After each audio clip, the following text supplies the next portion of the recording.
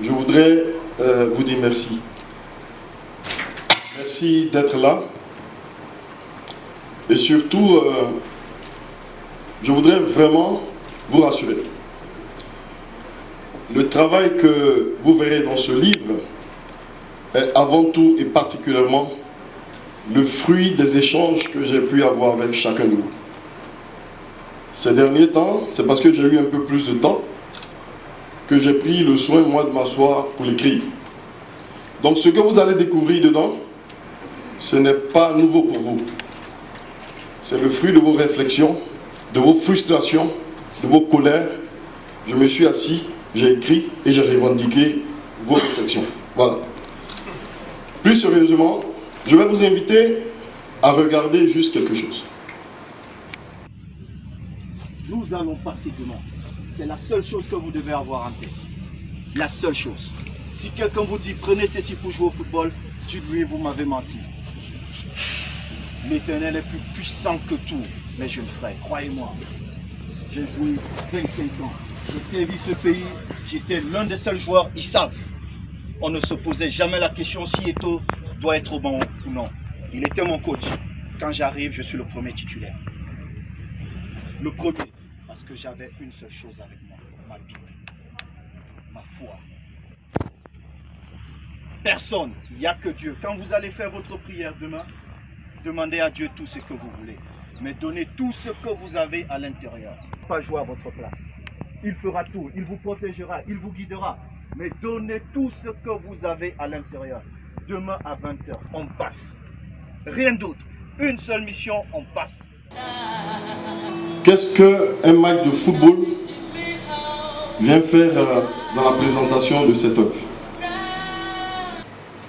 Des signes que je dis, le destin nous met à portée de main.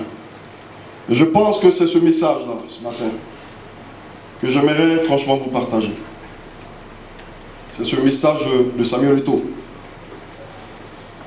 Ce qui s'est passé, je ne sais pas s'il y a 2 semaines,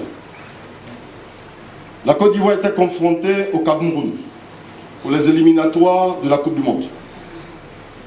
Samuel Eto'o a réuni les joueurs camerounais et il leur a passé ce message. Il dit on passe. Et le Cameroun est... Il faut qu'on le dise. Il dit on passe et le Cameroun est passé. Ne me demandez pas s'il y a un lien de causalité entre le résultat et les propos de Samuel Eto'o. Mais en 2005, je crois, il dit les Ivoiriens dormiront à 19 h. Alain, je comprends pourquoi tu ris, c'est pas grave. On te prendra en otage. Les Ivoiriens dormiront à 19 h et on a dormi à 19 h. Y a-t-il un lien de causalité entre ce qu'il a dit et le résultat? Je ne sais pas. J'étais en mission en 2001 à Bamako. J'ai un ami malien que j'aime beaucoup, Mbaye Djigé, qui m'a invité dans un restaurant qui s'appelait le Blabla, pour ceux qui connaissent Bamako. À côté de nous, il y avait un Sénégalais. Et l'actualité du moment, c'était le tirage au sort de la Coupe du Monde, je crois, de 2002.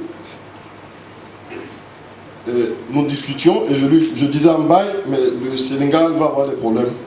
Parce que le Sénégal se retrouvait dans la poule de la France qui était championne en titre depuis 1998. Le Sénégalais s'est invité dans la causerie, il m'a dit mais vous vous trompez. Nous on est heureux d'être dans la poule de la France. Je lui dis mais vous êtes heureux d'être dans la poule de la France quand même, faut pas rigoler. Ils ont Zidane à l'époque, il y avait Trezeguet, il y avait Thierry Henry. Le Sénégal n'a pas de chance. Il m'a dit mon frère, toi tu es ivoirien, moi je suis sénégalais. Ils ont Thierry Henry, ils ont Trezeguet. Wallah, on va les battre. Nous-mêmes on attend ce jour-là, on va les battre. Je me demandais, et le Sénégal s'est retrouvé au 2e tour. Et la France a été éliminée. Elle était championne en titre. L'entraîneur du Sénégal, qui était heureux de rencontrer la France. Et il voulait affronter la France devant le monde entier en direct. Et ils m'ont dit qu'ils vont les battre. Il dit, je pense que la différence s'est faite au niveau du mental. Du mindset.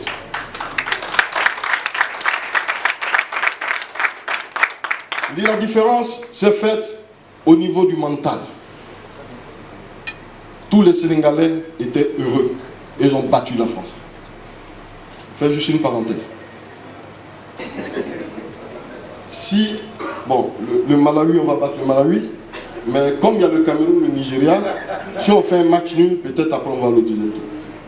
C'est une question d'état d'esprit. 12 ans avant. Le Cameroun venait d'être éliminé de la Coupe d'Afrique en Algérie au premier tour. Les tirages au sort ont placé le Cameroun dans la poule de l'Argentine. Je ne sais pas si vous vous rappelez. C'était, je crois, je ne sais plus le pays, c'était en Italie, peut-être, je ne sais plus. En Italie, ok. Tout le monde donnait l'Argentine, naturellement victorieuse. L'Argentine avait dans ses rangs le plus grand joueur du monde. Il venait de remporter la Coupe du Monde de 1986 avec brio. Il s'appelle Diego Maradona. Il avait dans les rangs Canigia, ils avaient tout, Valdano, ils étaient tous là.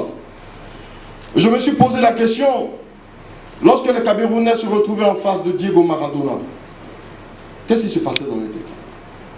Et vous voyez Diego qui tape le ballon et qui les regarde. Et les Camerounais sont là, ils regardent aussi Diego Maradona. À la fin, rappelez-vous, le Cameroun a battu l'Argentine 2-1. Lorsqu'on a demandé à Roger Mila, je me rappelle de cette interview, qu'est-ce qui s'est passé dans votre tête? Il dit on était dans les vestiaires. Et puis on s'est rappelé que l'entraîneur argentin avait dit qu'ils allaient battre en fait les Camerounais, c'est des petits lapins. Et moi, Mila, j'ai dit à tous mes frères, on va leur démontrer qu'on n'est pas des lapins, qu'on est des lions. Et les lions ont battu les Argentins. Je vous le dis, c'est extrêmement important. Au terme du travail que j'ai eu à accomplir, c'est à cette conclusion-là que je suis parvenu.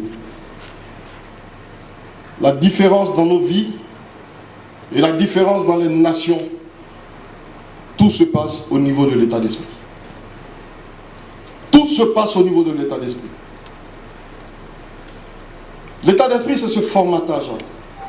C'est cette éducation d'un certain nombre une transmission en fait de valeurs, qu'elles soient religieuses, qu'elles soient politiques, qu'elles soient culturelles, qu'on vous transmet. Et c'est ça qui formate en fait votre état d'esprit. Et c'est avec cet état d'esprit que vous avez la clé en fait du succès de votre vie. Et c'est dans cet état d'esprit que se trouve la clé du développement de nos nations. Et pourquoi je vous le dis? Je me suis rendu dans mon village en 2017. Je voulais faire un travail universitaire et je sais que tout ce qu'on leur raconte, ils n'ont rien compris.